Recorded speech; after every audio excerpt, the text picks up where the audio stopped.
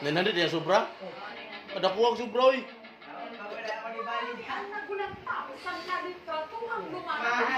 Na may bonus. Hindi mo ko naman galing 8 days.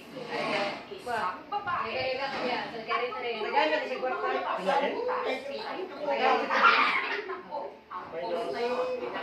Ano ba naman ito? Mga espekulasyon at hinala ng iba. Imborna, nakatira. Baka doon sila nakatira sa ilalim. Totoo man ito. Ganito na nga ba kalala ang problema. Bisisten tahanan sa aming Pila ganito yan? 22. Daw. sa kanto ng adelantado. Hoy, tagay taon niya si Nonoy, maluoy mo. Gaw, ngayon gaw kay nagto ay plansi ka oh. Kung sisilipin, sige, ang madilim sa loob, parang mahirap magkasya ang isang tao.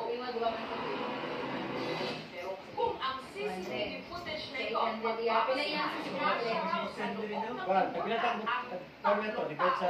sa footage kasi ng hapon, magkakasunod na pagpasok ng tatlong tao sa butas ng ipunan. Naalala ang film ng una, CCTV at ang babaeng lumabas mula sa ipunan. Ang mga tinatawag na buong people, mga informal settler, o yung mga walang matirahan sa syudad. Kaya ang informal, ang ginagawa nilang pansamantalang sinunan. Nakadugtong daw sa iba pang mga village ng Luzon. Kapag umapag ka raw nito, 350 sa isa pang trip sa barangay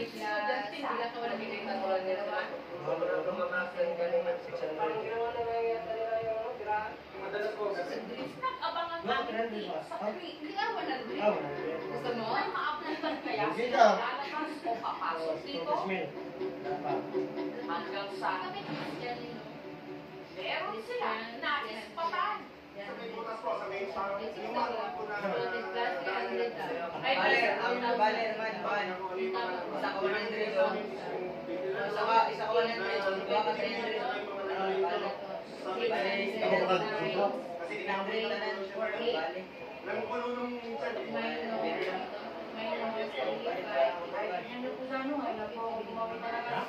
Naabutan na po.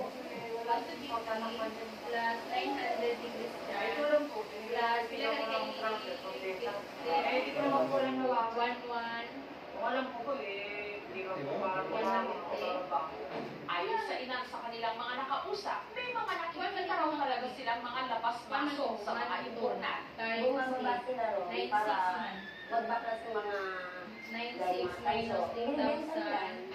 Ay nung tanggalin nila ang mga nakaharap na bakal sa mensahe, lumampa ang 100. Nancy guys, Nancy. Para ito'y mas lumapad.